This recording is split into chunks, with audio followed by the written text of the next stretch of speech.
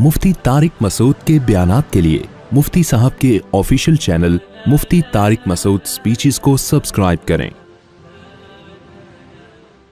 अल्हम्दुलिल्लाहि नहमदुहु व नुसल्ली अला रसूलिहिल करीम, अम्मा बाद फ़अऊज़ु बिल्लाहि मिनश शैतानिर रजीम, बिस्मिल्लाहिर रहमानिर रहीम।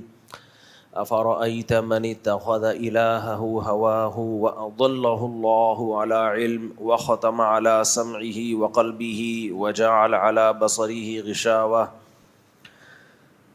वक़ाल अल्लाहु तआला या अय्युहल्लज़ीना आमनू उद्ख़ुलू फ़िस्सिल्मि काफ़्फ़तन वला तत्तबिऊ ख़ुतुवातिश शैतान इन्नहु लकुम अदुव्वुम मुबीन। कुरान मजीद की दो आयतें तिलावत की हैं। अल्लाह ताला से दुआ है अल्लाह ताला सही तरह से बात कहने की, सुनने की, समझने की और अमल की अल्लाह हम सबको तौफ़ीक़ अता फ़रमाए। ये जो मैंने कुरान मजीद की आयत पढ़ी हैं, इन आयत में अल्लाह ताला ने एक ऐसे झूठे माबूद का ज़िक्र किया जो है तो झूठा माबूद, लेकिन उसको लोग माबूद समझते नहीं हैं। माबूद किसे कहते हैं? जिसकी इबादत की जाए। मेरे और आपके सामने अगर कोई पत्थर का बना हुआ बुत ला के रख दे, पत्थर की मूर्ति ला के रख दे और हमें ये कहे कि इसके सामने सजदा करो, इसके सामने दुआ मांगो, इससे अपनी दिल की बात करो, तो क्या हम इस काम के लिए आमादा हो जाएंगे? आपका क्या जवाब होगा? नहीं। कहेंगे भाई गर्दन काट दो, मगर हम इस काम के लिए कभी आमादा नहीं होंगे। क्यों? हम इसको झूठा माबूद समझते हैं। हमारी नज़र में ये माबूद नहीं है, इबादत के लायक नहीं है। ऐसा ही है ना? क्योंकि झूठा माबूद है। अरबी में माबूद को कहते हैं इलाह। क्या कहते हैं? इलाह। हम कहते हैं ना ला इलाहा इल्लल्लाह। ला का मतलब नहीं, ला इलाहा कोई इबादत के काबिल नहीं है, कोई माबूद नहीं है सिवाय अल्लाह के। हमें अगर कोई कहे इस कब्र के सामने सजदा करो, तो क्या हम कर लेंगे? क्यों? इसलिए भाई कब्र माबूद नहीं हो सकती। कब्र जो है वो इबादत के काबिल नहीं है। तो ये वो माबूद हैं। अगर आप हिंदू से कहें भाई ये मूर्ति है, आप इसके सामने झुक जाओ, आप इसकी इबादत करो, तो वो करेगा ना? वो मना नहीं करेगा। मना इसलिए नहीं करेगा भाई वो कहता है कि ये भी क्या है? माबूद है। और माबूद उसे कहते हैं जिसकी इबादत की जाए। हम कहते हैं इबादत तो इसकी की जा रही है, माबूद तो ये है, मगर झूठा माबूद है, सच्चा माबूद नहीं है, हकीकी माबूद नहीं है, तुम्हारा बनाया हुआ माबूद है। तो कुछ माबूद वो होते हैं जिनको हम मानते हैं कि ये झूठे हैं, लिहाजा हम उनकी इबादत नहीं करते। ईसाई जो हैं वो हज़रत ईसा अलैहिस्सलाम को माबूद कहते हैं। कहते तो नहीं है, मानते हैं। हम जब ईसाइयों से कहते हैं भाई माबूद तो सिर्फ एक है, तुम्हारी किताबों में भी लिखा हुआ है कि माबूद एक है, तौरात में, इंजील में है कि माबूद जो इबादत के लायक है वो कितने हैं भाई? सिर्फ एक। तो वो कहते हैं हम कब कहते हैं कि दो हैं? हम भी कहते हैं माबूद एक है। हम कहते हैं फिर ईसा से मदद क्यों तलब करते हो? वो कहते हैं हम तो मदद तलब कर रहे हैं, इबादत नहीं कर रहे। तो कुरान कहता है किसी से मदद तलब करना, असबाब से हट के मदद तलब करना, ये इबादत ही है। समझते हो कि नहीं समझते? देखो एक हिंदू भगवान के सामने झुका हुआ है और मिठाई रख रहा है, मन्नतें मान रहा है, तवाफ़ कर रहा है, सजदे कर रहा है। ہم اس سے کہتے ہیں بھائی اس کی عبادت کیوں کر رہا ہے؟ وہ کہہ رہے ہیں میں عبادت تھوڑی کر رہا ہوں، میں تو چکر لگا رہا ہوں، میں عبادت تھوڑی کر رہا ہوں، میں تو مدد طلب کر رہا ہوں بھگوان سے. تو ہم کیا کہیں گے؟ اور عبادت کے کیا بھائی کوئی سینگ ہوتے ہیں جس سے پتہ چلتا ہے کہ عبادت کر رہا ہے؟ ورشپ کسے کہتے ہیں؟ اسی کو تو کہتے ہیں. میں سمجھا پا رہا ہوں اپنی بات کہ نہیں سمجھا پا رہا؟ بعض دفعہ آپ کام وہ کر رہے ہوتے ہو، اس کام کو نام دینے کے لیے تیار نہیں ہوتے. آپ کو کسی کمزور پہ غصہ آیا، کسی نے کہا جب کسی کمزور پہ غصہ آیا کرے تیری عادت ہے اس کو تھپڑ مارنے کی، آئندہ تو نے تھپڑ مارا تو میں تجھے مکہ ماروں گا. کسی بڑے دہشت گرد نے آپ کو دھمکی دے دی کہ تو بڑے تھپڑ مارتا پھر رہے، آئندہ کسی کمزور پہ کمزور کو تو نے تھپڑ مارا تو میں تجھے کیا ماروں گا؟ بولو نا یار، میں مار تھوڑی رہا ہوں، مکہ ماروں گا.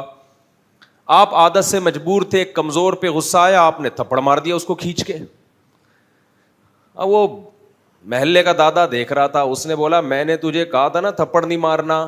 آپ نے کہا میں نے تھپڑ تھوڑی مارا ہے، میں نے تو چانٹا مارا ہے. یہ تھپڑ نہیں ہے، یہ کیا ہے؟ چانٹا ہے. تو وہ اس کا جواب یہ کہ وہ بھی ایک مکہ لگائے اور کہ یہ مکہ نہیں ہے، یہ دھکا ہے، کچھ بھی کہہ لو اس کو. اس لیے علماء بیان کرتے ہیں العبرۃ للمعانی، فقہ کا ایک قاعدہ ہے العبرۃ للمعانی لا للالفاظ. شریعت الفاظ کے بکھیڑوں میں نہیں پڑتی، شریعت دیکھتی ہے کام کیا ہو رہا ہے. لیبل اس پہ کچھ بھی لگا لو، لیبل لگانے پر گورنمنٹ کی طرف سے کوئی پابندی نہیں ہے، کام دیکھا جائے گا کیا ہو رہا ہے. آپ کر عبادت رہے ہو، اس کو نام عبادت کا نہیں دے رہے. شریعت آپ کے الفاظ کے بکھیڑوں کو ماننے کے لیے تیار نہیں ہے. آپ کسی سے مدد مانگ رہے ہو، دعا کر رہے ہو کہ یہ کام کر دے، جب کہا جاتا ہے بھائی یہ تو عبادت ہے، آپ کہتے ہیں عبادت تھوڑی، یہ تو میں مدد مانگ رہا ہوں. بھائی مدد تو پولیس سے بھی مانگی جا سکتی ہے، تو اس سے مدد مانگ لی تو کیا ہو گیا؟ بھائی پولیس سے جو مدد مانگی جاتی ہے وہ اسباب کے تحت ہوتی ہے، اس سے جو مدد مانگ رہے اس کی کوئی لاجک بنتی نہیں ہے. جس کی مدد کی کوئی لاجک نہ بنتی ہو وہ والی مدد دعا کہلاتی ہے، بے شک آپ اس کو دعا کا نام دینے کے لیے تیار نہ ہو. اور دعا عبادت ہے، بے شک آپ اس کو عبادت کا نام دینے کے لیے تیار نہ ہو. بات سمجھ شریف میں آ رہی ہے کہ نہیں آ رہی ہے؟ تو ناموں میں نہیں رکھا. شریعت کیا کہتی ہے؟ دیکھا جائے گا کام کیا ہو رہا ہے.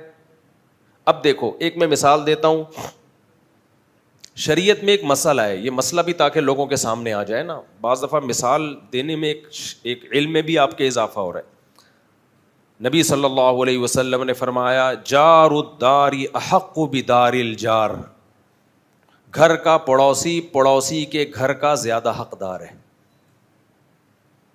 دیکھو جب کوئی شخص اپنی زمین یا مکان بیچ رہا ہو، فار ایگزامپل میرا گھر ہے، میں اس کو بیچنا چاہتا ہوں، تو شریعت میں ایک لفظ استعمال ہوتا ہے شفعہ.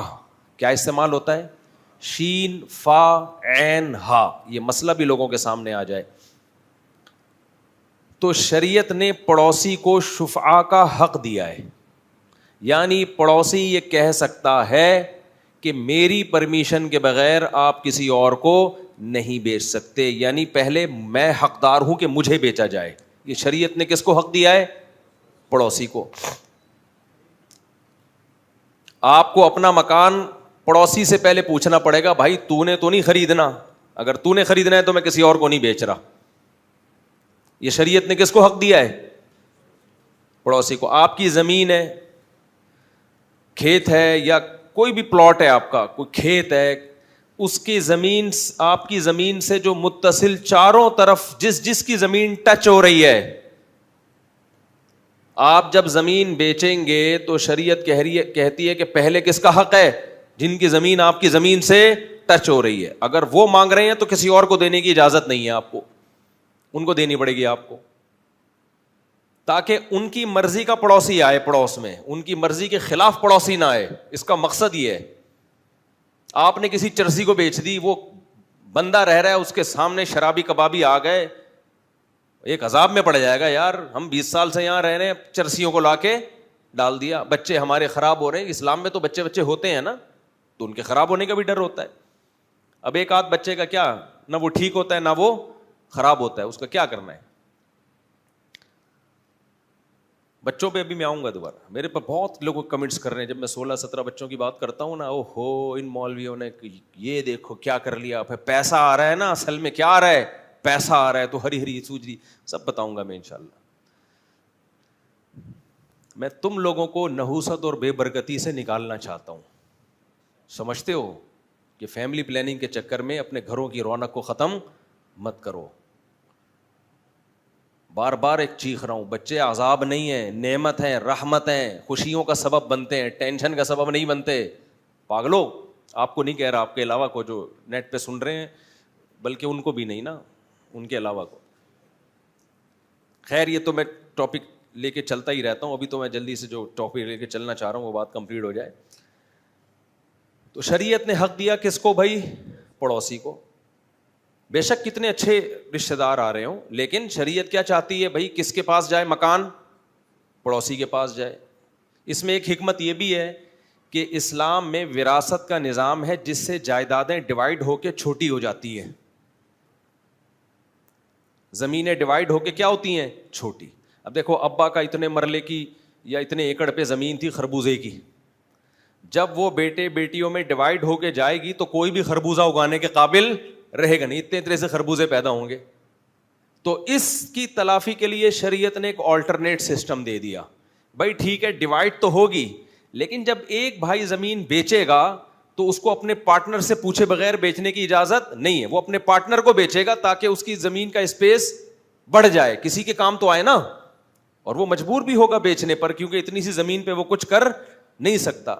تو ایک آدمی کے پاس اس زیادہ اسپیس والی پراپرٹی آ جائے, بجائے اس کے کہ لوگ اتنے سے, جیسے گلستان میں جوہر میں دیکھو نا آپ, لوگ مجھے کہتے ہیں مفتی صاحب زیادہ بچوں کی ترغیب دیتے ہو, آپ غربت کا حال دیکھو, ایک ایک فلیٹ میں 8-8 بچے ایک ایک کمرے میں گھسے ہوئے ہیں. اس سے بہتر نہیں تھا 2 بچے ہوتے, اسپیس ہوتی ان کے پاس. نہیں آئی بات سمجھ, دوبارہ سے.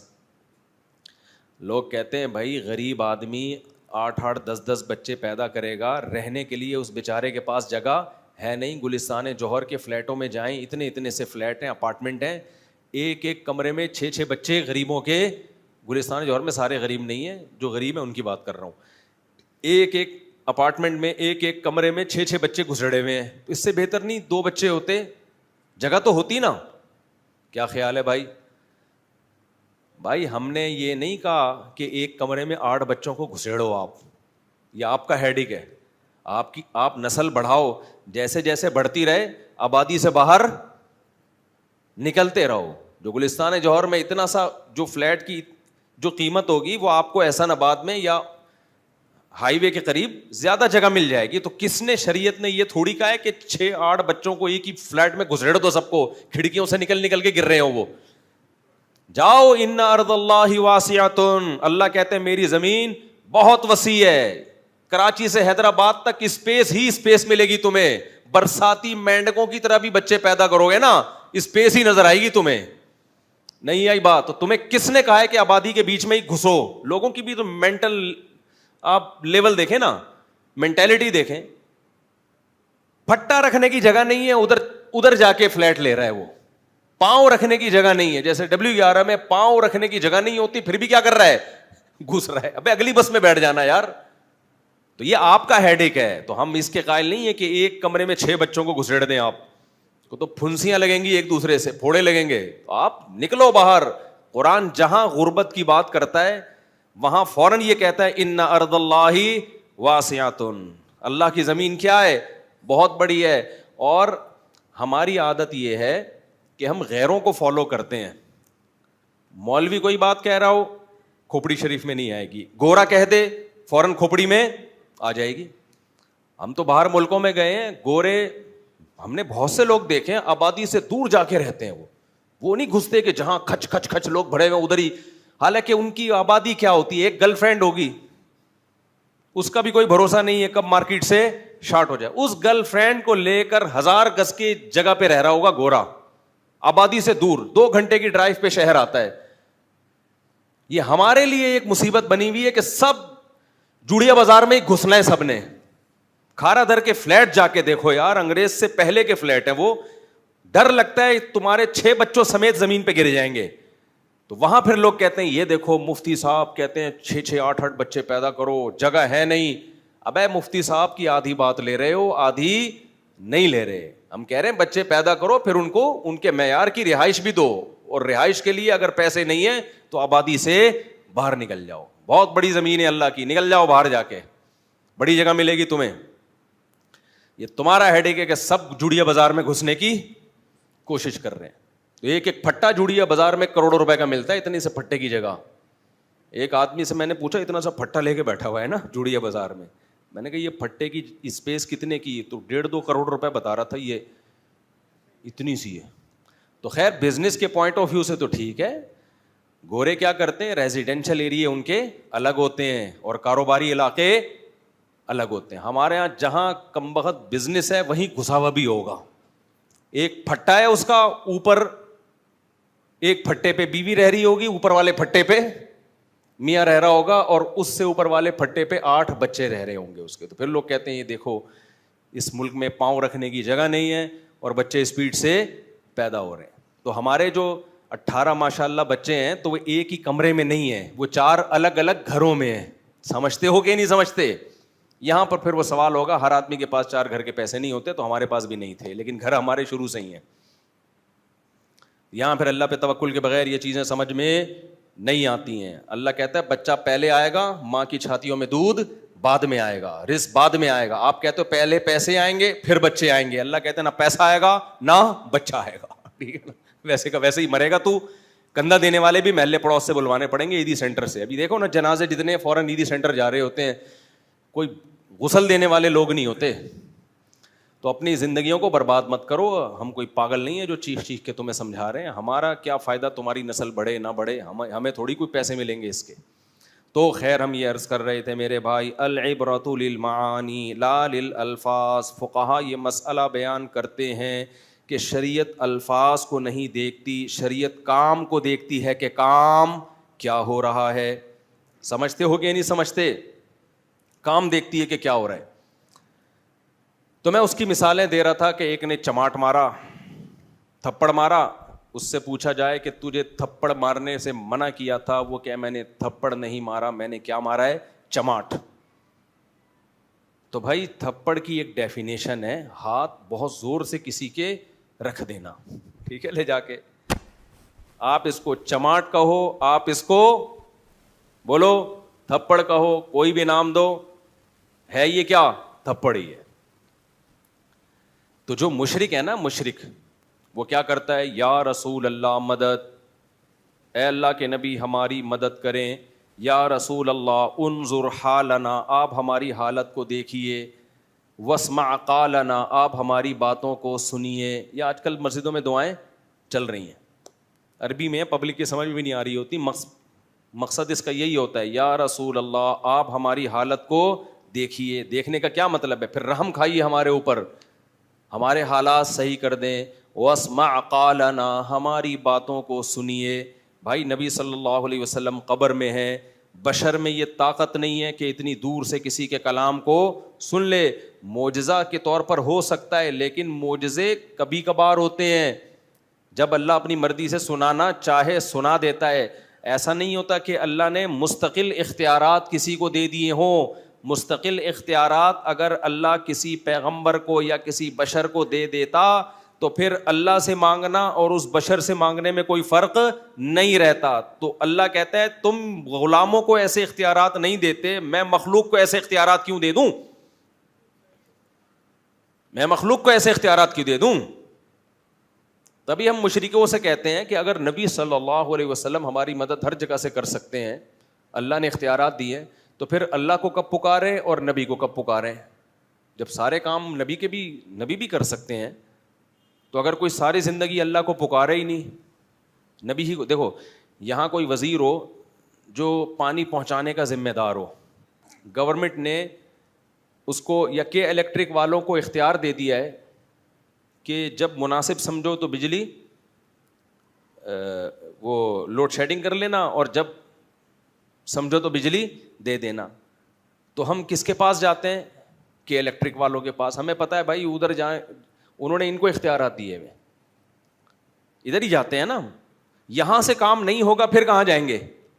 پھر اوپر کی جانب جائیں گے ہم. تو مشرک کا یہ عقیدہ ہے کہ ہم نبی سے پہلے مطالبہ کرتے ہیں, اگر یہاں سے کام نہیں ہوا تو پھر کس کے پاس جائیں گے؟ اللہ کے پاس. تو یہ کوئی لاجک کی بات ہے؟ یعنی نبی نہیں کریں گے بھائی, نبی نہیں کریں گے پھر اللہ کر دے گا. تو یہ دنیا کی وزارتوں میں تو یہ بات سمجھ میں آتی ہے کہ الیکٹرک والے آپ کی بات سن نہیں رہے, وہ سو رہے ہیں, یا ان کو آج کام ہے, یا ان کو پتہ ہے ہمیں گورنمنٹ نے جتنی بجلی دی ہے اس میں اتنی ہی ہم پبلک کو دے سکتے ہیں, اس سے زیادہ دے نہیں سکتے, تو پھر ہم اوپر کی جانب جاتے ہیں. لیکن پیغمبر کو میرے بھائی اگر اللہ نے اختیارات دے رکھے ہیں تو پھر اس لیے دیے نا کہ پیغمبر کام کریں. پھر ہمیں اللہ کے پاس جانے کی ضرورت کیا ہے؟ یہ وہ سوالات ہیں جن کا مشرک کے پاس کوئی جواب بولو نہیں. توحید کا عقیدہ آسان ہے بھائی, کوئی اختیار دیا ہی نہیں.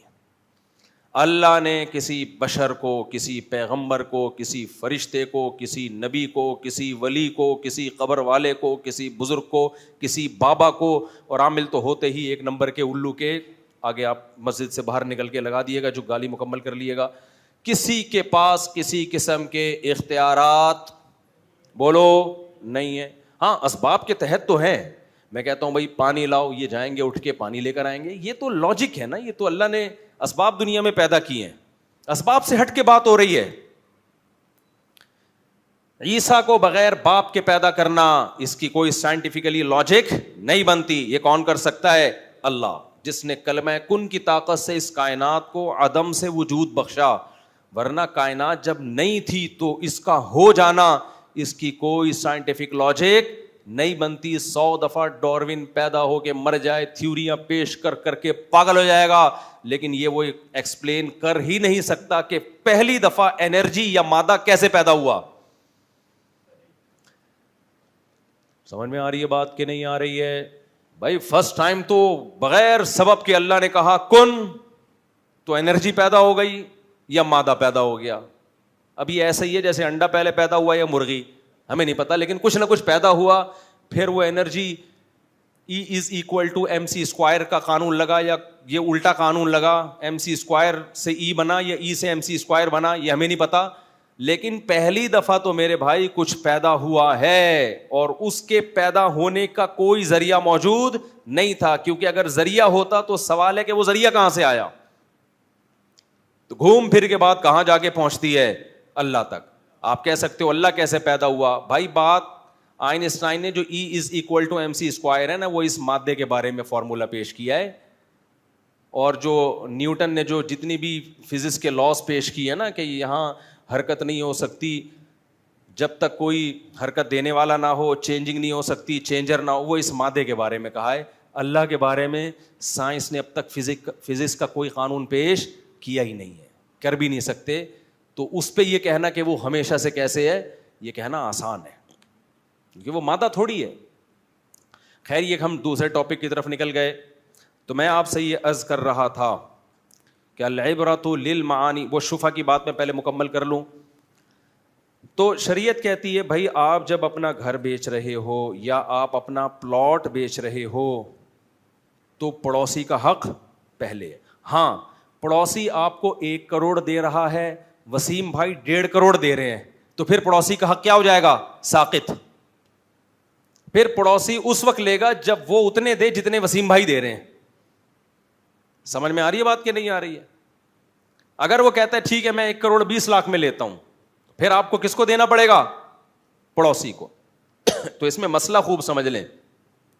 مسئلہ یہ ہے کہ آپ اگر کسی کے پڑوس میں رہتے ہیں نا, اور آپ چاہتے ہو اس کا گھر میں خریدوں, وہ بیچ نہیں رہا, آپ کو جیسے ہی اطلاع ملی کہ اس نے غفار بھائی کو یہ 1.5 کروڑ میں بیچ دیا ہے, جیسے ہی اطلاع ملے تو آپ اگر چاہتے ہو نا یہ پلاٹ اس کے بجائے میرے حصے میں آئے تو آپ فوراً 2 آدمیوں کو گواہ بنا دو کہ 1.5 کروڑ میں میں شفا کرتا ہوں. یہ 1.5 کروڑ میں کون لیتا ہے؟ میں لوں گا. 2 آدمیوں کو گواہ بنا دو, کیونکہ اگر خاموش رہے تو خاموش رہنا اس کی علامت ہے کہ آپ اپنے حق سے دستبردار ہونے پر راضی ہو. کچھ حقوق کمزور ہوتے ہیں, اس میں فوراً اگر آواز نہ اٹھائی جائے تو شریعت کہتی ہے آپ کا حق ضائع ہو گیا. اس لیے کہ ایسا نا اس نے غفار کو بیچ دیا, سب کچھ ہو گیا, اب آپ کہہ رہے ہو میں لیتا ہوں, تو بھائی اتنے دنوں سے چپ کیوں بیٹھا ہوا تھا؟ تو فوراً بولنا پڑے گا آپ کو, بھائی 1.5 کروڑ میں اس نے فلاں جگہ بھیجا ہے, 2 بندوں کو گواہ بنا دے کہ تم گواہ رہو, 1.5 کروڑ میں اپنا حق شفا استعمال کرتا ہوں, یہ میں لوں گا. تو اگر آپ نے یہ کہہ دیا اور 2 بندوں کو گواہ بنا دیا, گواہ بنانا اس لیے تاکہ پتہ چلے کہ میں خاموش نہیں رہا تھا, تو پھر شریعت جس نے مکان بیچا ہے اس کو پابند کرتی ہے کہ اب آپ کو اپنے پڑوس کو یہ گھر دینا پڑے. کسی اور کو بیچا تو حرام اور ناجائز ہے, سمجھتے ہو کہ نہیں سمجھتے؟ اب میں جو اصل مثال دینا چاہ رہا تھا اب اس کو سمجھو. علماء نے بیان کیا ہے کہ اگر کوئی شخص یہ ہیلا کرے, زید کے پاس ایک پلاٹ ہے, زید کے پاس کیا ہے؟ ایک پلاٹ, پڑوس میں کون رہتا ہے؟ وسیم. وسیم چاہتا ہے کہ زید جب یہ پلاٹ بیچے تو یہ میرے حصے میں آئے. کیوں؟ اس لیے میرے حصے میں آئے, میں خریدوں, کیونکہ وسیم کا 4 شادیوں کا پروگرام ہے. اس کا ارادہ ہے کہ بھائی میرے پڑوس میں اگر ایک اور گھر ہوگا تو میں دونوں گھروں کو ملا کے اسپیس کیا ہو جائے گی؟ زیادہ ہو جائے گی. اس میں اگر جتنی بھی اسپیڈ سے بچے پیدا ہوئے تو سارے ایک ہی جگہ آ جائیں گے. بہت مشکل ہو رہا ہے آج بات سمجھانا. جیسی اسپیڈ اور بچوں کی بات سنتے ہو نا آپ لوگ کے ہوش ایک دم کسی اور دنیا میں چلے جاتے ہو آپ لوگ.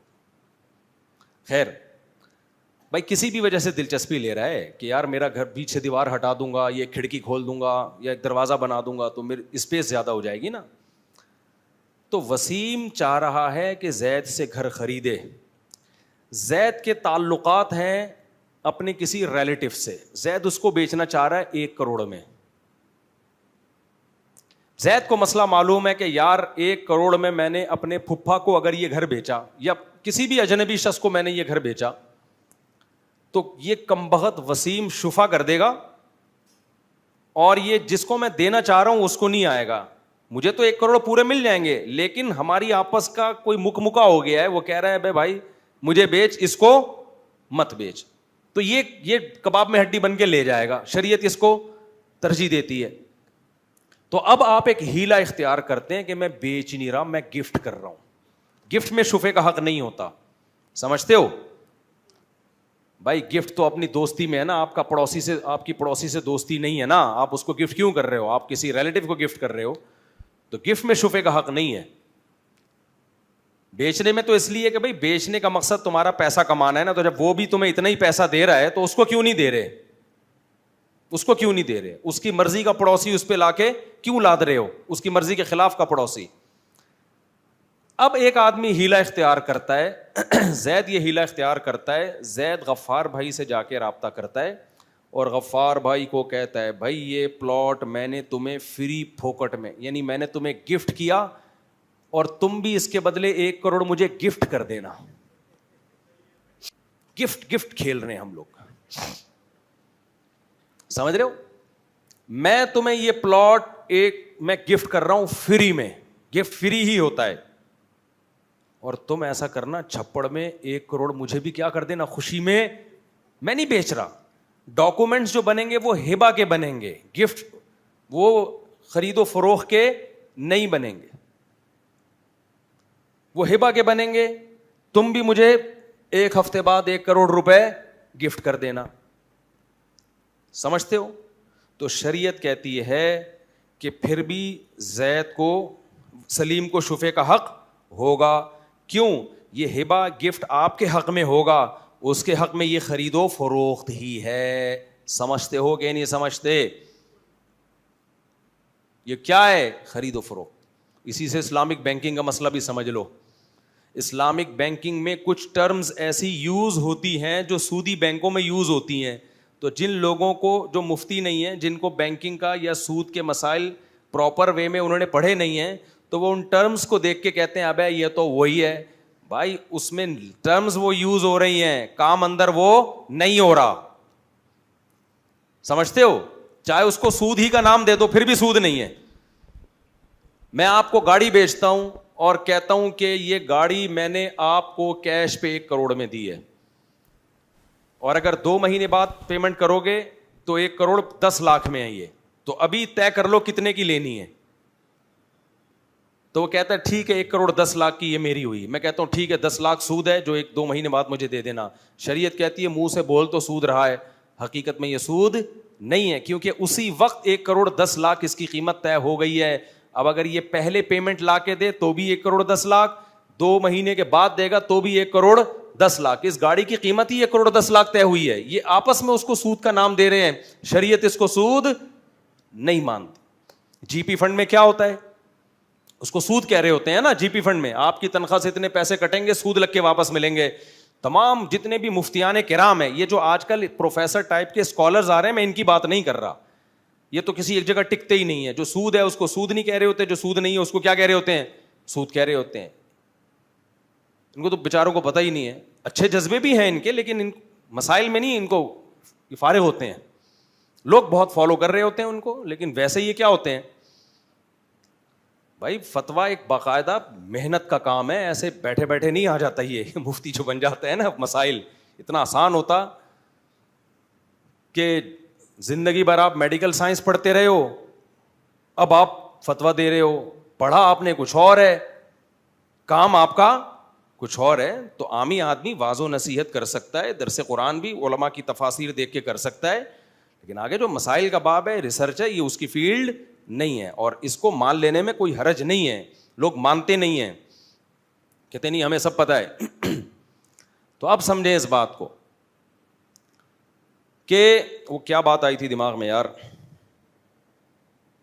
کہ آپ نے 1,10,00,000 روپے لے لیے نا. ہاں جی پی فنڈ, جی پی فنڈ میں کیا ہوتا ہے, آپ کی تنخواہ کٹتی ہے اور جتنی جمع ہو جاتی ہے اس میں ڈبل کر کے دے دیتے ہیں.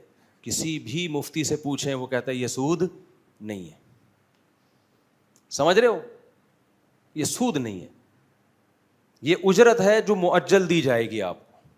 آپ کا کسی سے ایگریمنٹ ہوتا ہے نا, جیسے قسطوں کی کاروبار حلال ہے. کیوں حلال ہے؟ اسی مجلس میں طے ہو جاتا ہے کہ میں اس چیز کی اتنی قیمت لوں گا. اب اس قیمت میں ٹائم کی وجہ سے نہ کمی ہو سکتی ہے اور نہ اضافہ. سود جب ہوتا جب ہم یہ کہتے ابھی دے دیے تو اتنے, نہیں دیے تو ابھی دے دیے تو 1 کروڑ, 1 مہینے بعد دیے تو 1.5 کروڑ. اب تیری مرضی ہے, جا گھر چلا جا. کل پیسے لے آیا تو 1 کروڑ, نہیں لایا تو کتنے ہو جائیں گے. یہ 2 قیمتیں جو متعین ہو رہی ہیں نا چیز کی, 2 قیمتیں متعین ہو رہی ہیں کہ تیری مرضی ہے, کیش پہ لینا ہے تو کل کیش دے کے چلا جانا, ادھار دینا ہے تو خود ہی پھر 1.5 کروڑ دینے پڑیں گے, تیری مرضی ہے. یہاں جو آپ نے اس کو مجہول چھوڑ دیا یہ سود ہے. اور اگر آپ نے اسی وقت طے کر لیا کہ میں 1 کروڑ والی قیمت پہ لوں گا یا 1.5 کروڑ والی قیمت پہ لوں گا, اسی وقت طے کر دیا اسی مجلس میں, تو جو قیمت طے ہو گئی اب اس میں کمی بیشی نہیں ہوگی. تو شریعت کہتی ہے یہ سود اس لیے نہیں ہے کہ یہ پوری قیمت اس چیز کے مقابلے میں طے ہوئی ہے. اور بیع مؤجل ہے, مؤجل کا مطلب پیمنٹ بعد میں ہوگی, تو یہ جائز ہے کہ آپ بعد کی پیمنٹ بھی طے کر سکتے ہیں. یہی تو اعتراض تھا مشرکین مکہ کو. مشرکین مکہ کہتے تھے قسطوں پہ خرید و فروخت میں بھی تو بعد میں جب ہم پیمنٹ لیتے ہیں تو مہنگی ہوتی ہے, تو سود میں بھی یہی ہے. تو اس قسطوں کی خرید و فروخت میں اور سود میں فرق کیا ہے؟ اسی پر قرآن کی آیت نازل ہوئی, احل اللہ البیع, البیع سے خاص بیع مراد ہے, قسطوں کی خرید و فروخت. قرآن نے کہا کہ وہ جو خرید و فروخت ہے نا اور سود, اس میں فرق یہ ہے کہ وہ حلال ہے اور وہ اللہ نے حرام کی, یہ فرق ہے. تو آج بھی بہت سے اسکالر کہہ رہے ہوتے ہیں قسطوں پہ خرید و فروخت حرام ہے. بھائی یہ تو آیت شان نزول ہی یہی ہے کہ اللہ کہتے ہیں یہ جو مشرکین اعتراض کرتے تھے, مشرکین یہ اعتراض کرتے تھے بھائی قسطوں کی خرید و فروخت میں بھی تو وہی پروفٹ ہوتا ہے, تو وہ سود کے ذریعے لے لیا تو کیا جا رہا ہے. اللہ نے کیا کہا بھائی یہ فرق ہے, وہ اللہ نے حلال کیا ہے اور اس کو اللہ نے حرام کیا, بس اتنا کافی ہے مسلمان کے لیے فرق. تو اب سمجھیں بات کو. جی پی فنڈ میں کیا ہوتا ہے, جیسے میں کوئی چیز آپ کو فروخت کرتا ہوں اور کہتا ہوں 1.5 مہینے بعد آپ نے اس کی پیمنٹ کرنی ہے اور مارکیٹ ویلیو سے زیادہ اس کی قیمت میں آپ سے لوں گا، اور قیمت ابھی متعین کر دی. تو اسی طرح میرے بھائی جب کسی اجیر کو اجرت دی جاتی ہے نا، تنخواہ دی جاتی ہے، تو اس میں بھی یہ پہلے سے طے ہو سکتا ہے. بھائی دیکھ تیری تنخواہ 1 لاکھ روپے ہے،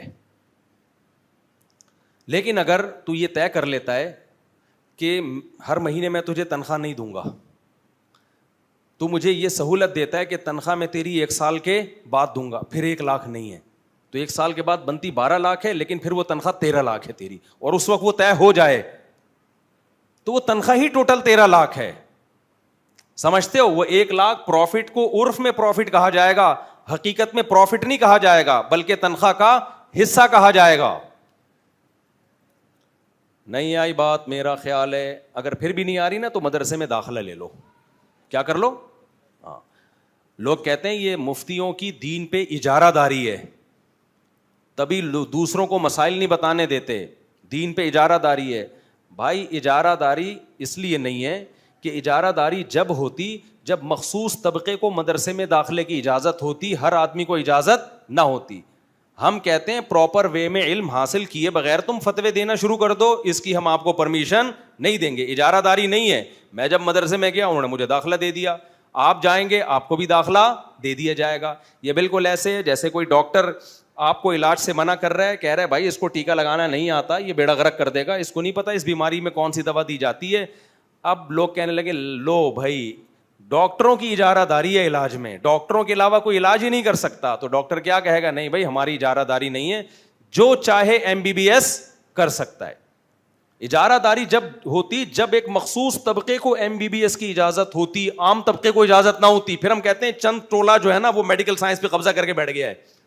ڈاکٹر کہتے ہیں کوئی قبضہ نہیں کیا، جو اس معیار پہ اترتا ہے جائے، سندھی ہو، بلوچ ہو، پٹھان ہو، پنجابی ہو، ہندو ہو، مسلم ہو، عیسائی ہو، کچھ بھی ہو، کوئی اجارہ داری نہیں ہے.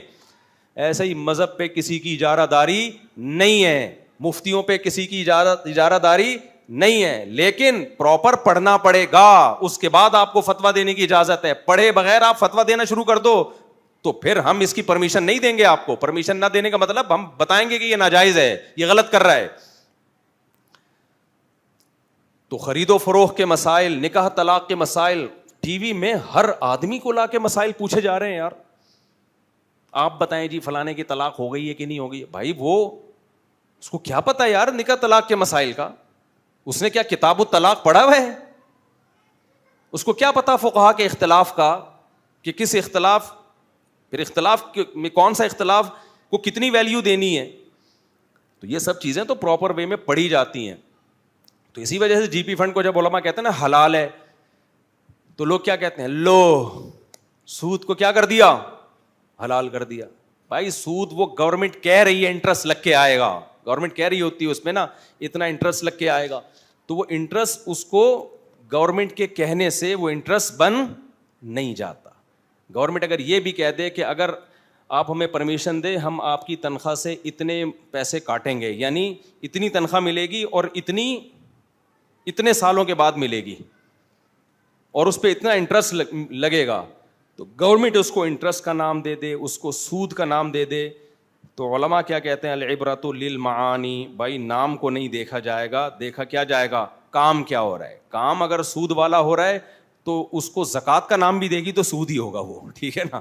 اس کو گفٹ کا نام بھی دے گی گورنمنٹ تو سود ہوگا. اور اگر حقیقت میں سود نہیں ہے تو گورنمنٹ سود کہتی رہے، پبلک سود کہتی رہے، گورا اس کو سود کہتا رہے، ہم اس کو سود نہیں مانیں گے. نہیں آ رہی بات؟ میرا خیال ہے سمجھ شریف میں. آگے چلتے ہیں ہم.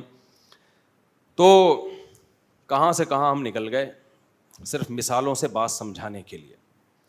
تو اب سمجھو جو میں توحید آپ کے سامنے بیان کر رہا ہوں نا، آج کے مشرک یہ 2 نمبریاں کرتے ہیں، ناموں میں ہیر پھیر کر کے شرک پہ توحید کا لیبل لگا دیتے ہیں.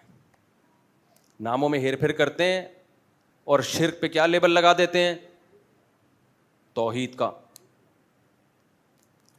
اب آپ دعا مانگ رہے ہیں یا رسول اللہ انظر حالنا، اے نبی ہماری حالت کو دیکھیے، ہماری باتوں کو سنیے، ہماری مدد کیجیے. آپ ان سے جا کے کہتے ہو بھائی نبی تو قبر میں ہے، تو وہ جواب میں کہتے ہیں نبی ہماری ہر جگہ سے پکار سنتے ہیں. نبی کو اللہ نے اختیارات دے رکھے ہیں, جب چاہیں جس کی چاہیں مدد کر سکتے ہیں. تو یہی تو الوہیت ہے, جس کو پکارا جائے یہ نظریہ رکھ کر, تو اسی عمل کو دعا کہا جاتا ہے. اور یہ دعا اللہ کی نظر میں عبادت ہے, بلکہ عبادت کا جزو اعظم ہے. ہر بھگوان کو پکارا جاتا ہے, ہر معبود کو. ہندو مندر میں جا کے سجدوں کو اتنا فوکس نہیں کر رہے ہوتے جتنا اس کو پکار کو کہ میرا یہ کام کر دے, میرا یہ کام کر دے, میرا یہ کام کر دے. مزاروں میں لوگ طواف اور سجدوں کو اتنا فوکس نہیں کرتے جتنا اس سے مرادیں مانگنے کو فوکس کرتے ہیں. اسی وجہ سے قرآن نے کہا کہ ادعوا ربکم وقال ربکم ادعونی استجب لکم. تمہارا رب کہتا ہے مجھ سے دعا مانگا کرو, میں تمہاری دعاؤں کو سنتا ہوں. ان الذین یستکبرون عن عبادتی, جو میری عبادت سے تکبر کرتے ہیں وہ جہنم میں جائیں گے. دیکھو اللہ نے پہلے کہا کہ مجھ سے دعا مانگا کرو, پھر اللہ نے کہا کچھ لوگ ہوں گے جو دعا مانگنے میں تکبر کریں گے. تو اللہ نے کیا فرمایا, جو میری عبادت سے تکبر کرتے ہیں. تو یہاں اللہ دعا کو کیا کہہ رہے ہیں, عبادت. بھائی صاحب سمجھ میں آ رہی ہے کہ نہیں آ رہی ہے؟ دیکھو اللہ نے اس سورہ زمر کی اس آیت میں کیا فرمایا, مجھ سے دعا مانگا کرو, اور جو میری عبادت نہیں کرتے یعنی مجھ سے دعا نہیں مانگتے. تو تمام مفسرین لکھتے ہیں اس آیت کے تحت کہ اس میں اللہ نے صاف بتا دیا کہ دعا ہی کیا ہے, اصل عبادت ہے. تو جب آپ نبی سے دعا مانگ رہو, یا رسول اللہ انظر حالنا واسمع قالنا, یا رسول اللہ مدد, یا علی مدد, یا غوث اعظم مدد, تو آپ سے پوچھا جائے گا بھائی اس کا مطلب کیا ہے. اگر آپ مطلب یہ بیان کرتے ہو کہ نبی میری جب چاہے مدد کر سکتے ہیں, اس کا مطلب آپ نبی سے دعا مانگ رہے ہو, اس کا مطلب آپ نبی کی عبادت کر رہے ہو. پھر اس تکلف کی ضرورت نہیں ہے کہ میں نبی کی قبر پہ سجدہ نہیں کرتا, میں نبی کی قبر پہ طواف نہیں کرتا, میں عبادت تھوڑی کر رہا ہوں, میں تو نبی سے مانگ رہا ہوں. بھائی تو مانگنا ہی تو عبادت ہے. جیسے اس نے تھپڑ لگایا تھا اور کہا تھا میں نے تھپڑ نہیں مارا, میں نے تو چپیٹ مارا ہے. تو تھپڑ کو لالو کھیت کی زبان میں چپیڑ کہا جائے گا. کیا خیال ہے بھائی؟ بشرطے کہ اسٹائل لالو کھیت والا ہو. دیکھو ایک اسٹائل لکھنؤ کا ہوتا ہے تھپڑ کا, اس میں بڑی تمیز سے درود شریف پڑھ کے لگایا جاتا ہے. ایک اسٹائل ہے لالو کھیت کا, تھپڑ لگانے کے بعد سوچتا ہے آدمی کہ اس کا ری ایکشن کیا ہوگا. تو مشرک کیا کرتا ہے, الفاظ کے بکھیڑوں میں الجھاتا ہے. آپ یہ آج کل یہ منجن بہت بک رہا ہے, بہت زیادہ بک رہا ہے یہ منجن. وہی میں بار بار کہتا ہوں نا, فرقہ واریت کے خلاف. میں کس کے خلاف ہوں؟ فرقہ واریت کے خلاف. لوگ کہتے ہیں ویل ڈن, یہ بندہ ہے نہ حنفی ہے نہ شافی ہے نہ دیوبندی ہے نہ بریلوی ہے نہ شیعہ ہے نہ سنی ہے. واہ واہ, کام کیا ہو رہا ہے؟ نیا فرقہ لانچ. بجائے اتنے ساروں کو ختم کرنے کے ایک نیا مارکیٹ میں آ رہا ہے. لوگ کام نہیں دیکھ رہے, لوگ کیا دیکھ رہے ہیں؟ لیبل دیکھ رہے ہیں. تو بھائی ہم تو یہی چیخ چیخ کے تھک گئے, اللہ کے بندو لیبل مت دیکھو, کام دیکھو. دیکھو تبلیغ والے فرقہ واریت کے خلاف ہیں, کام سے پتہ چلتا ہے خلاف ہیں. تبلیغ والے یہ کر سکتے تھے, ایک رائمنڈ میں اجتماع کرتے, ہمارا کوئی فرقہ نہیں ہے, حنفی بھی غلط, شافی بھی غلط, مالکیہ بھی غلط, حنبلی بھی غلط, دیوبندی بھی بول لو نا یار غلط, بریلوی بھی غلط, شیعہ بھی غلط, سنی بھی غلط, اہل حدیث بھی غلط. حاجی عبد الوہاب صاحب رحمۃ اللہ سے پوچھتے حضرت صحیح کون ہے؟ صحیح صرف ہم, کیونکہ ہمارا کوئی فرقہ نہیں ہے. سمجھ میں نہیں آ رہی بات؟ پھر اس جماعت میں جب کوئی آتا, پھر حاجی عبد الوہاب صاحب کی قرآن و حدیث کی روشنی میں اپنی ایک نئی نماز آتی مارکیٹ میں. ٹھیک ہے نا, سمجھ رہے ہو؟ جو نہ حنفیوں سے میچ کر رہی ہوتی نہ شافیوں سے میچ کر رہی ہوتی. کچھ نئے مسائل آتے جو پوری امت سے الگ ہوتے, کیونکہ پوری امت تو گھاس کھا رہی تھی اب تک. آپ فرقہ واریت کے خلاف. پھر جب کہتے ہیں حضرت یہ تو ابو حنیفہ بھی اس کے قائل نہیں ہے, آپ کوئی نیا مسئلہ مارکیٹ میں لے کر آئے ہیں, یہ تو اجماع امت کے خلاف ہے. وہ کہتے ہیں میں کسی کو نہیں مانتا, میں صرف قرآن کو اور حدیث کو مانتا ہوں, اور سہروزے کی جو جماعتیں میں نکالوں گا ان جماعتوں میں یہی سکھایا جائے گا کہ صرف قرآن حدیث, اور قرآن حدیث کا مطلب یہ ہوگا کہ باقی سارے کیا ہیں, غلط. قرآن حدیث کو تو سب مانتے ہیں, لیکن قرآن حدیث کو اس طرح سے ماننا کہ باقی سب کو کیا کر دینا, کہ باقی سب گھاس کھا رہے تھے, وہ تورات انجیل پر عمل کر رہے تھے, ہم کیا کر رہے ہیں, ہم ہیں جو قرآن و حدیث کو لے کر آئے ہیں. تو تبلیغی جماعت سے بڑا فرقہ پھر دنیا میں نہیں ہوتا. پھر حاجی عبد الوہاب صاحب سے جب اختلاف ہوتا کسی اور بزرگ کا, تو ایک فرقہ 2 فرقوں میں ڈیوائڈ. پھر کسی اور کا اختلاف ہوتا تو 4 فرقے, پھر 8. اب تک تبلیغی جماعت کے 48,000 فرقے بن چکے ہوتے. سب کا یہ دعویٰ ہوتا کہ ہمارا کوئی فرقہ نہیں ہے. کام فرقہ پرستی کا ہوتا, لیبل امت کے اتحاد کا لگتا. تبلیغ والوں نے کام کو فوکس کیا, لیبل کو فوکس نہیں کیا. نہیں آ رہی بات؟ اب میں بتاتا ہوں تبلیغ والوں نے کیسے فرقہ واریت ختم کی ہے. تبلیغ والوں نے سب سے پہلے توحید کا نعرہ لیا کہ توحید. اتنے لبرل نہیں بن گئے کہ مشرک کو بھی جگہ دے دی انہوں نے. سب سے پہلے لا الہ الا اللہ, آسان زبان میں اس کا کہ بھئی اللہ سے ہونے کا یقین, غیر اللہ سے نہ ہونے کا یقین. یا ہونے کا مطلب اسباب سے ہٹ کے اگر کوئی کچھ کر سکتا ہے تو صرف کون کر سکتا ہے. یہ مطلب نہیں کہ پولیس بھی کچھ نہیں کر سکتی, ڈاکٹر بھی کچھ نہیں کر سکتا. تبلیغ والے بھی ڈاکٹروں کے پاس جاتے ہیں, ٹیکے ویکے لگواتے ہیں, وہ گولیاں بھی کھاتے ہیں. اسباب سے ہٹ کے صرف کون کرے گا, اللہ. اور اللہ کے احکام کو صرف نبی کے طریقوں میں پورا کرنا کیا ہے, کامیابی. اس میں نبی کے آخری نبی ہونے کا بھی اقرار ہو گیا کہ نہیں ہو گیا؟ کیا خیال ہے بھائی؟ تو اسلام کی بنیاد ہے, اس بنیاد پہ کمپرومائز نہیں ہو سکتا. پھر انہوں نے 6 نمبر بیان کیے, جن 6 نمبروں میں کسی کو کوئی اختلاف نہیں ہے. ان 6 نمبروں میں ایک خوبصورت نمبر علماء کا اکرام, تاکہ لوگ علماء سے ہٹ کے کوئی نیا فرقہ نہ بنا لیں. تبلیغ میں علماء کا اکرام سکھایا جاتا ہے.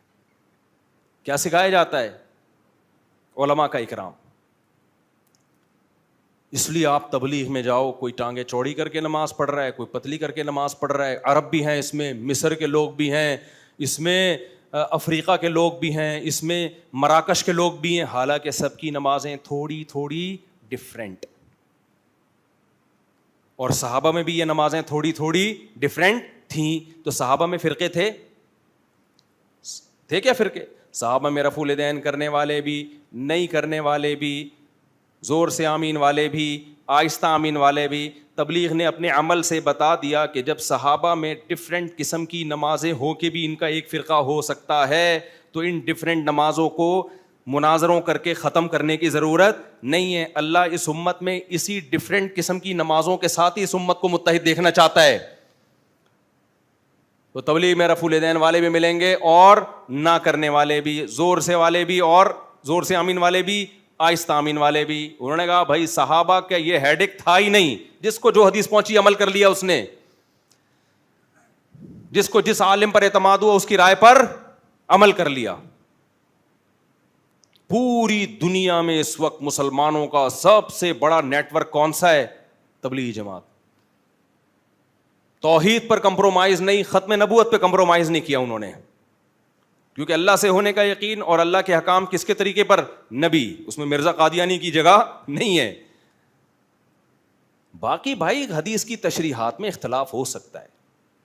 آپ چاہتے ہو میں اپنی رفع الیدین والی نماز پوری امت پہ تھوپ دوں, اس سے اختلاف ختم نہیں ہوگا, اس سے اختلاف بڑھے گا. امت کا آدھے سے زیادہ طبقہ ہمیشہ رفع الیدین کے بغیر نماز پڑھتا آیا ہے. اسی طرح آپ بغیر رفع الیدین والی نماز رفع الیدین والوں پر تھوپنے کی کوشش کرو, اس تھوپنے سے اختلاف ختم نہیں ہوگا, اس سے اختلاف بڑھے گا. کیونکہ بہرحال بہت سارے صحابہ رفع الیدین کے قائل بھی, بعض صحابہ رفع الیدین کے قائل بھی تھے, اور بخاری مسلم کی حدیث ہے.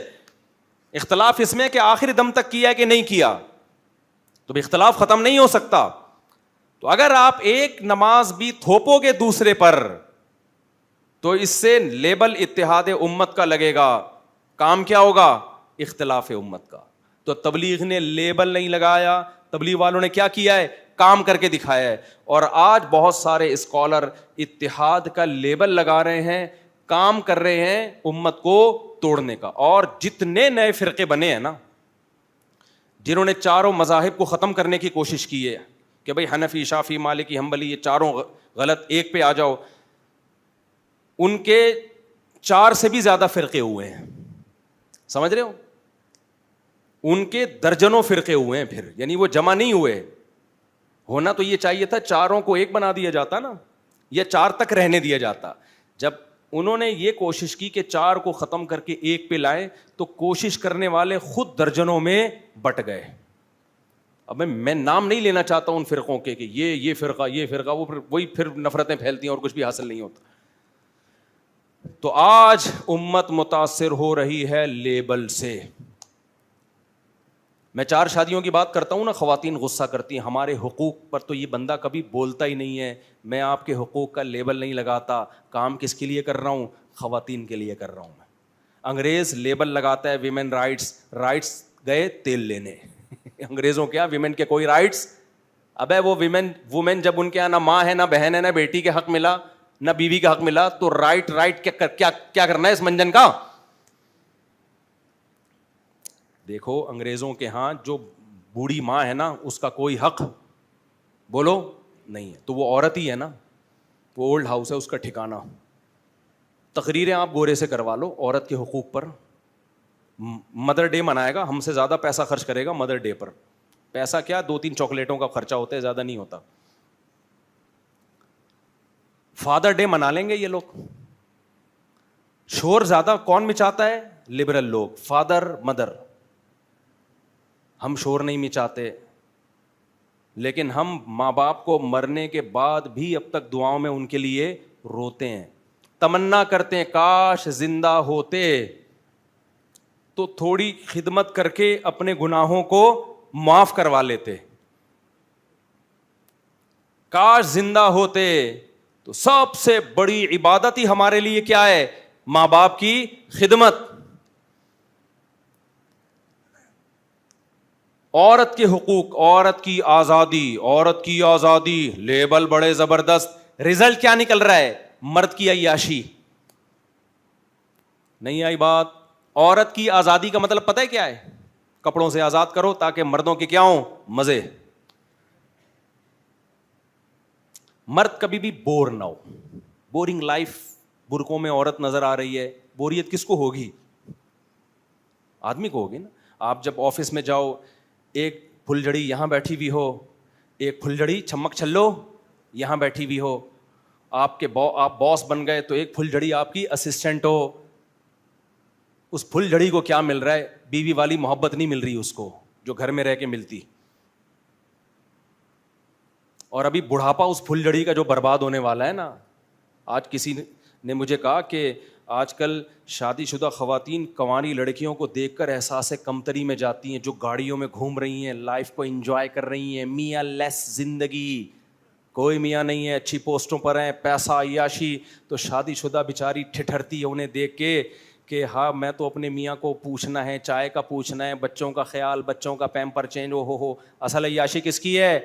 اس کی. تو جنہوں نے مجھے یہ کہا نا, میں نے اس سے کہا کہ تھوڑے دن اس کی جوانی کے گزرنے دو. تنہائی جس طرح انسان کو کھاتی ہے نا, گاڑی انسان کی تنہائی کا آلٹرنیٹ.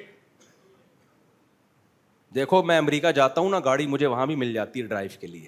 جاپان جاتا ہوں وہاں بھی مل جاتی, پھر بھی گھر بھاگنے کا دل کرتا ہے, کیونکہ ہم گاڑی سے دل کی باتیں بولو نہیں کر سکتے.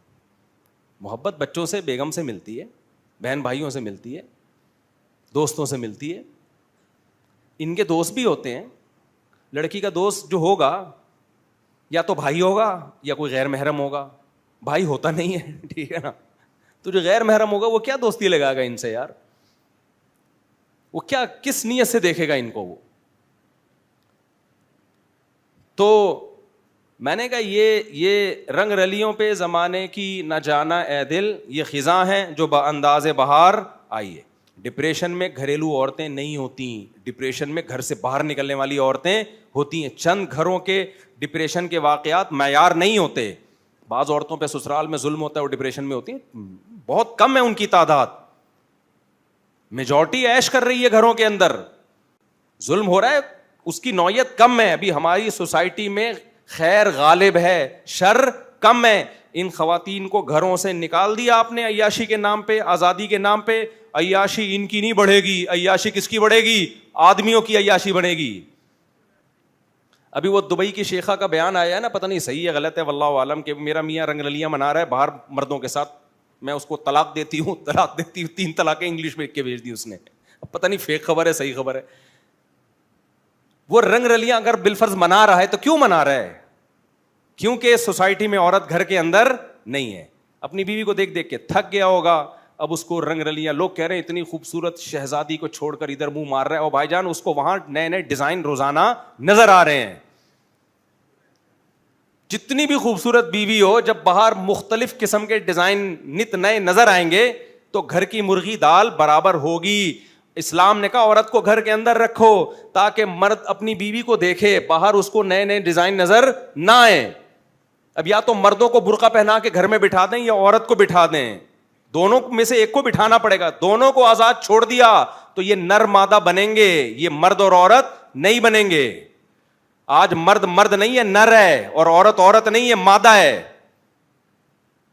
جیسے بھیڑ بکریوں میں بکرے بکریاں ہوتی ہیں نا, بکرا کا کام ہے بکریوں کو تلاش کرنا, تو آج بھی مردوں کا کام کیا ہے؟ عورت سر پہ مسلط ہے ان کے.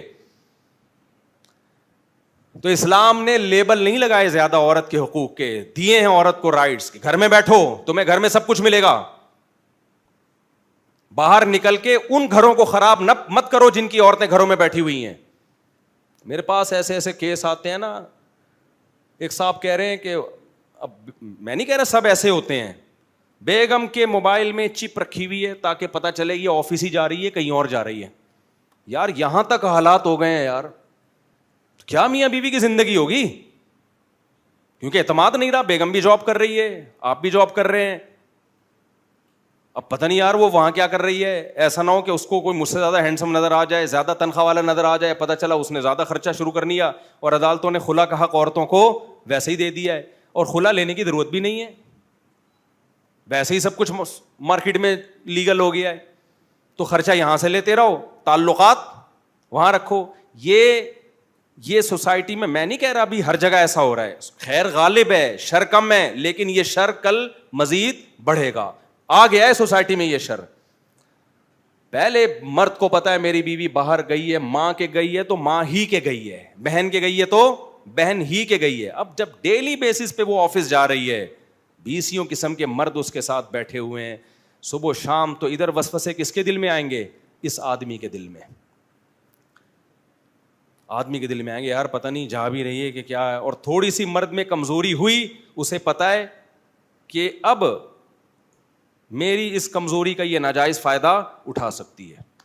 اور اسی طرح عورت کو بھی میاں پہ اعتماد ختم. پہلے عورت کو پتا تھا میرا شوہر آفس میں ہے تو وہاں بڑی بڑی داڑھی مونچھوں والے اسی جیسے امپلائز ہوں گے, کلیگ ہوں گے اس کے. اب اس کو پتا ہے کہ جب یہ آفس میں جا رہا ہے تو کال سینٹر میں اس کے دائیں بائیں پھلجھڑیاں بیٹھی ہوئی ہیں, تو اسے میں تھوڑے دنوں میں پرانی سی لگوں گی. تو اس کو اپنے میاں پہ اعتماد ختم, میاں کو بیوی پہ اعتماد ختم. تو اس سے گھروں کا نظام کیا ہوگا؟ تباہ. اور اس سے نقصان عورت کا ہوگا, مرد کا نہیں ہوگا. طلاق کے بعد عورت کا معاملہ خراب ہوتا ہے, آدمی کہہ رہا ہے چلو جان چھوٹی, ٹھیک ہے نا, عیاشی کا دروازہ کھل گیا.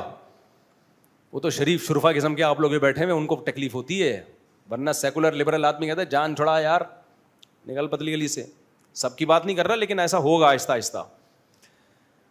تو اس لیے ان ناروں سے متاثر نہ ہوا کرو میرے بھائی, رنگ رلیوں پہ زمانے کی نہ جانا اے دل. یہ خزاں ہے جو لیبل باہر کا لگا کے آئی ہے, ٹھیک ہے نا, خزاں ہے جو لیبل کس کا لگا کے آئی ہے؟ باہر کا لیبل. ہم نے اپنی ماؤں کو, دادیوں کو, گھروں کی عورتوں کو دیکھا ہے, گھروں میں زندگی گزاری, عیش کی انہوں نے, اور کر رہی ہیں الحمدللہ. اور ہم نے ان کو بھی دیکھا ہے جو گھروں سے باہر نکلی ہیں آزادی کے نام پہ. تو جوانی میں کچھ رنگ رلیاں ہوتی ہیں لیکن تنہائی کیا کرتی ہے؟ کاٹتی ہے. دیکھو دنیا میں سب سے زیادہ ڈپریشن انسان کو ناکام ریلیشن کی بیس پہ ہوتی ہے. انسان کی زندگی میں سب سے زیادہ ویلیو ریلیشن کی ہے. دولت بھی لوگ اس لیے کماتے ہیں تاکہ ریلیشن بنے, ایک وجہ یہ بھی ہے, ورنہ اصل چیز کیا ہے, انسان محبتوں کا بھوکا ہے. آدم علیہ السلام جنت میں بور ہو گئے تھے, اللہ نے محبت کے لیے اماں ہوا کو پیدا کیا, اور اماں ہوا کو ایسا نہیں کیا کہ پہلے پیدا کر دیا, اللہ کو پتا تھا اکیلی یہ بور ہو جائیں گی, پہلے میاں کا انتظام کرو ان کے لیے. سمجھ رہے ہو کہ نہیں سمجھ رہے؟ کیونکہ اماں ہوا کو بچہ ایسا نہیں پیدا کیا کہ بچہ ہو, بچے ہو کے بڑی ہوں, ڈائریکٹ پورا بالغ بنا کے پیدا کیا اللہ نے. تو بلوغت میں اللہ نے یہ نہیں چاہا کہ یہ بالغ ہوں اور شوہر لیس ہوں, پہلے میاں کا انتظام کرو پھر لڑکی آئے گی دنیا میں.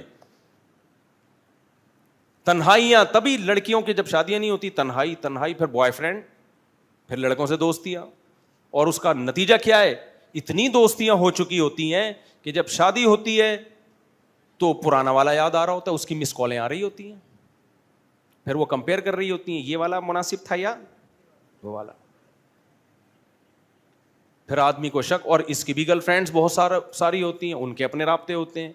اس نے وسیم کے نام سے وسیمہ کا نمبر سیو کیا ہوتا ہے, محمود کے نام سے محمودہ کا نمبر ہوتا ہے, وحید کے نام سے وحیدہ کا نمبر ہوتا ہے.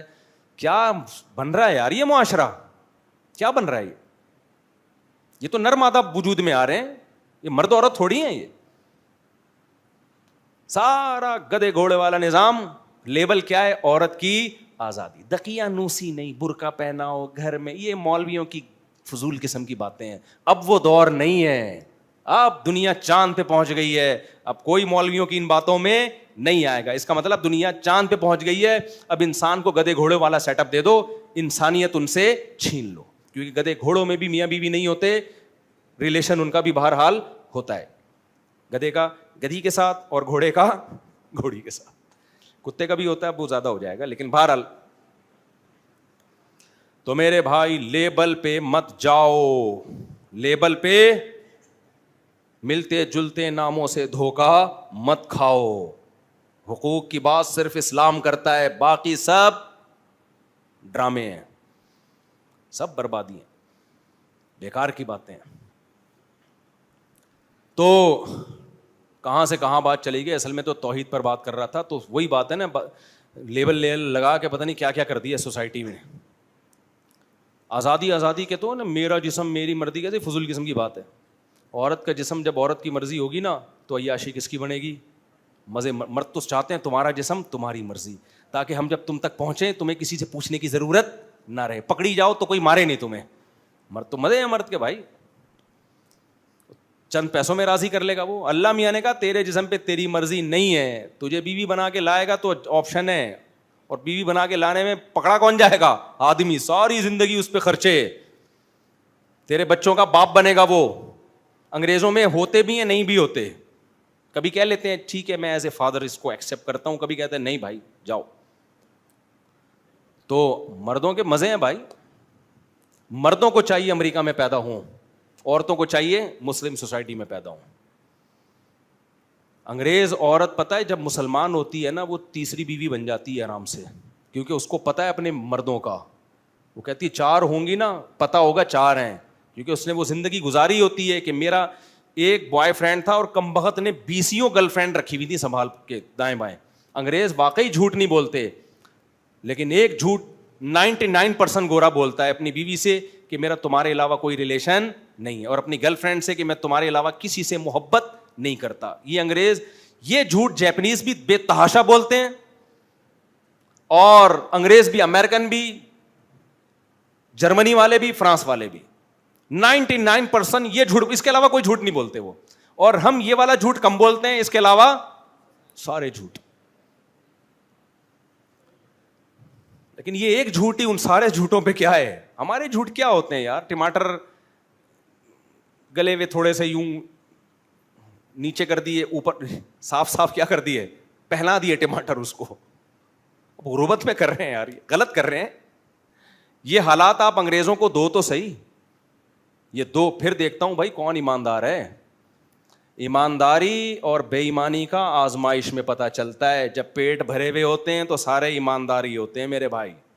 تو یورپ، امریکہ اور ان ملکوں کی ترقی یافتہ ملکوں کے ایمانداری کے واقعات ہمارے سامنے بیان مت کیا کرو. توندے بھری بھی ہوتی ہیں تو بے ایمانی کی ضرورت ہوتی نہیں ہے. ان حالات میں، ان پسینوں میں اور لوڈ شیڈنگ میں 10 محرم کا روزہ رکھا، ہمارے گھر والوں نے لائٹ ہی چلی گئی. این افطاری کے وقت لائٹ آئی ہے. ابے تم نے کربلا بنا دیا یار. تو وہ گھر والے بول رہے تھے کہ بھائی اس تکلف کی اب ضرورت کیا تھی. اب بے ہوش ہونے والے تھے، ایسی حالت ہو گئی تھی. تو اس کنڈیشن میں انگریز سچ بولے، پھر مانوں گا بھائی انگریز کیا ہے، سچا ہے.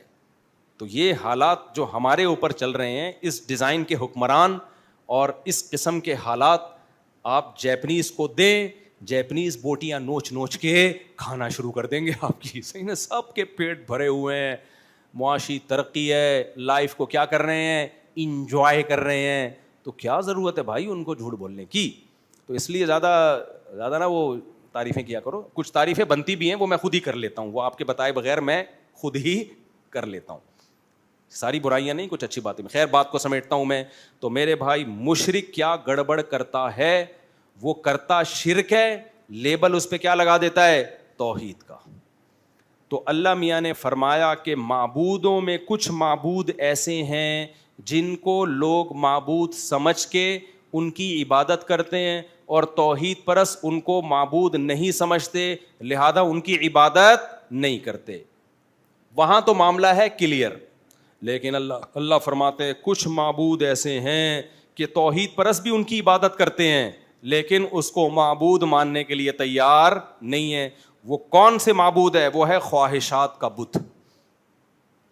کہ آپ اپنی خواہشات سے پوچھیں کہ صحیح کیا ہے اور غلط کیا ہے. ہمارا جس کام کو دل چاہ رہا ہوتا ہے ہم کہتے ہیں یہی صحیح ہے. اکثر 3 طلاقوں میں ایسا ہوتا ہے، جب کوئی 3 طلاقیں دیتا ہے نا، ہم کہتے ہیں نہیں ہے، تو وہ کہتا ہے یہ غلط.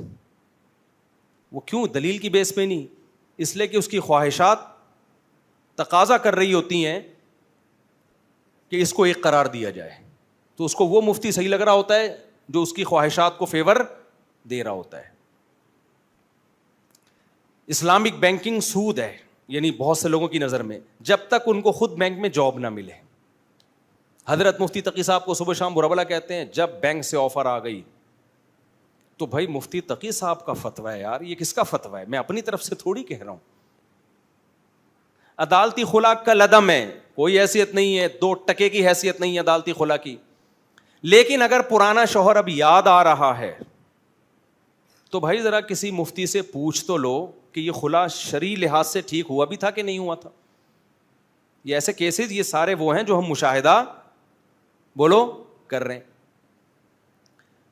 سیکولر لبرل آدمی صبح و شام چیختا رہے گا کہ بہن کو اسلام نے آدھی جائیداد کیوں دی ہے، پوری کیوں نہیں دی، بہن کا حصہ اتنا کیوں نہیں ہے جتنا بھائیوں کا ہے.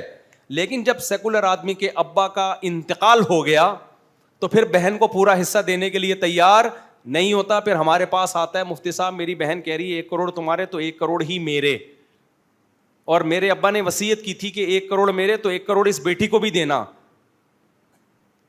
تو وہ بہن مطالبہ کر رہی ہے بھائی سے نا کہ ابا نے لکھ کے دیا اس ٹائم پیپر پہ کہ دیکھو تمہارے 1 کروڑ تو 1 کروڑ اس کے بھی ہیں. تو وہ آئے گا مفتی صاحب ابا کی یہ وصیت شرعن، عین پہ پورا نا عین نکالتے ہیں پھر اندر سے، شرعن و عقلن نافذ ہوگی کہ نہیں ہوگی. مفتی صاحب کہتے ہیں بھائی وصیت کیا ہے، کل عدم، بہن کو آدھا ملے گا، آپ کو پورا ملے گا، ڈبل ملے گا. ابا نے جو کہہ دیا بیٹی کو بھی پورا ملے، یہ ابا کی وصیت کیا ہے، کل عدم.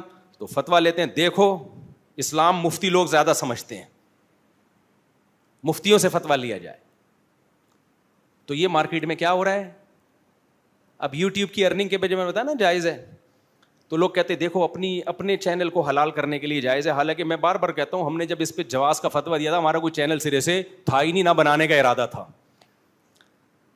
لیکن لوگ کیا کر رہے ہوتے ہیں ہمارے خلاف، یہ مولوی خود چیزوں کو حلال کرنے کے لیے یوٹیوب حلال ہو گیا, دیکھو اصل میں پھر خود تھوڑے دنوں میں چینل کھول رہے ہوتے ہیں, مونیٹائز کرا رہے ہوتے ہیں.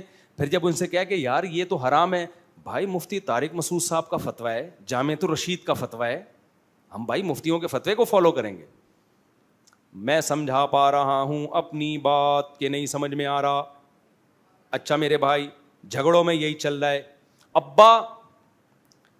جب ابا کو بیٹوں سے حق چاہیے تو وہ ساری حدیثیں جو ماں باپ کے حقوق پر ہیں A to Z, صحیح ضعیف, حسن لغیری حسن لعینہ, اور ضعیف جو ہے صحیح لغیری صحیح لعینہ, ساری متواتر حدیثیں یاد کر کے بیٹے کو سنا رہے ہوتے ہیں.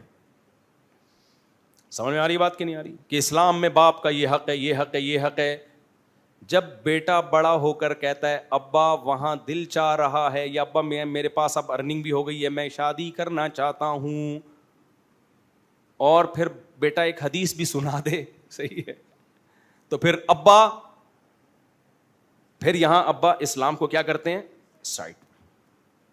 پھر ابا کہتے ہیں تو ہوتا کون ہے باپ کے سامنے ایسی باتیں کرنے والا؟ میں نے تجھے پال پوس کے بڑا اس لیے کیا ہے کہ تو مفتی طارق مسعود کے بیان سن کے 4 شادیوں کی باتیں کرے. نالائق, پہلے میرا جو تیرے اوپر خرچہ ہوا ہے وہ کما کے مجھے ریٹرن لوٹا, اس کے بعد جو ہوگا دیکھا جائے گا. ہر آدمی فنٹر بنا ہوا ہے بھائی. بعض مسجدوں کے امام, اکثر ایسے نہیں ہوتے, آپ اماموں کو برا نہ سمجھیں, بعض امام کیا کرتے ہیں, جب پیسوں میں وہ گڑبڑ کر رہے ہوتے ہیں نا, جب کوئی امام کے ساتھ بد کلامی کرے, بد تہذیبی کرے, تو امام صاحب کہتے ہیں امام کا شریعت میں احترام ہے, جس کے پیچھے نماز پڑھتے ہو احترام ہے. 100% ہم بھی مانتے ہیں بھائی علماء ورثۂ انبیاء ہیں, علماء انبیاء کے وارث ہیں, حدیث میں آتا ہے. تو نبی کا جب احترام ہے تو نبی کے وارثوں کا بھی احترام ہے. لوگ کہتے ہیں حضرت آپ سر پہ دم کر دیں ہمارے, آج کے بعد آپ کی کبھی غیبت نہیں کریں گے, آپ ہمارے بڑے, آپ ہمارے باپ, کیونکہ آپ نے ہمیں نبی کی حدیث سنا دی. پھر جب بعض اماموں کی بات کر رہا ہوں, دیکھو اماموں سے بدگمان نہ ہو, بیچارے ویسے ہی اماموں کے لوگوں نے کت بنائی بھی ہوتی ہے, لیکن بعض ائمہ کیا کر رہے ہوتے ہیں, بھائی چندہ آ رہا ہے, پتہ نہیں کتنا آ رہا ہے, کہاں جا رہا ہے, کوئی حساب و کتاب نہیں ہے. پھر جب آپ ان سے پوچھتے ہیں امام صاحب آپ ڈائریکٹ چندہ لے کے رسید کیوں نہیں کٹوا رہے, آپ اس کا حساب کیوں نہیں دے رہے؟ سورہ بقرہ کی اتنی لمبی آیت ہے کہ آپس کے معاملات لکھت پڑھت کے بغیر اور گواہوں کے بغیر مت کیا کرو تاکہ بدگمانی کا موقع نہ ملے. تو امام صاحب فوراً العلماء ورثۃ الانبیاء, علماء سے ایسے بات نہیں کی جاتی. حضرت چلو اور نرم لہجے میں بات کر لیتا ہوں, امام صاحب جو اس دن 20 لاکھ روپے آئے تھے اس کا کوئی حساب و کتاب نہیں ہے, کہاں گئے؟ بہت تمیز سے درود شریف پڑھ کے بات شروع کرتا ہوں میں سمجھ رہے ہو؟ امام صاحب کہیں گے تمہیں شرم نہیں آتی, اتنی بڑی داڑھی میں نے رکھی ہوئی ہے, میں چور نظر آ رہا ہوں تمہیں کیا شکل سے؟ تو اب آپ جواب میں کہو امام صاحب سورہ بقرہ میں اللہ نے جو کہا مالی معاملات کو لکھو, کنفیوژن پیدا نہ کرو, بدگمانی کو موقع نہ دو, اس میں اللہ یہ نہیں کہا یہ کام بغیر داڑھی والے کریں, داڑھی والے نہ کریں, ایسی کوئی شرط اللہ نے بولو نہیں لگائی. جب میں دوسری شادی کر رہا تھا نا, لوگوں نے کہا تمہارے بچے ہیں, تمہیں شرم نہیں آتی یہ کام کرتے ہوئے؟ میں نے کہا اللہ میاں نے جو کہا نا 2 3 کرو, اس میں اللہ نے یہ اگر کہہ دیتا جن کے بچے نہیں ہیں وہ کریں تو میں نہیں کرتا. اللہ میاں نے کہا جتنے بھی مسلمان ہیں وہ کریں. پھر کسی نے کہا داڑھی رکھ کے یہ کام کرو, شرم نہیں آ رہی؟ میں نے کہا اللہ میاں نے جو قرآن میں کہا 2 3 کرو, اس میں یہ نہیں کہا کہ بغیر داڑھیوں والے کریں, داڑھی والے نہ کریں. بعض لوگوں کی داڑھی سفید ہوتی ہے, وہ یہ کام کر رہے ہوتے ہیں, تو لوگ کہتے ہیں سفید داڑھی میں دوسری شادی کرتے ہوئے تمہیں شرم نہیں آتی؟ ایک صاحب آئے نا, میں نے کہا ان کو بولو قرآن میں اللہ نے یہ نہیں کہا جن کی کالی داڑھی ہیں وہ 2 3 اور 4 کریں, سفید والے یہ کام بولو نا نہیں کریں. ایک صاحب کرنے لگے, کسی نے کہا تمہاری پہلی بیوی اتنی اچھی ہے, پسندیدہ ہے, اس کے ہوتے ہوئے کیوں کر رہے ہو دوسری؟ وہ میرے پاس ہے, میرے پاس دلائل بہت ہیں الحمدللہ. میں نے اس سے کہا اللہ میاں نے کہا فن کی ہو ما طاب لکم, جو تمہیں پسند آئیں ان سے 2 کرو, پہلی بھی پسند تو دوسری بھی پسند. یہ نہیں اللہ نے کہا جو ناپسندیدہ ہو تو کرو. نہیں آ رہی میرا خیال ہے بات؟ تو بھائی اللہ نے جو کہا ہے نا ویسے کر لو, ٹھیک ہے؟ ہمت نہیں ہے تو مت کرو, اللہ کو قانون کو چینج کرنے کی کوشش مت کرو.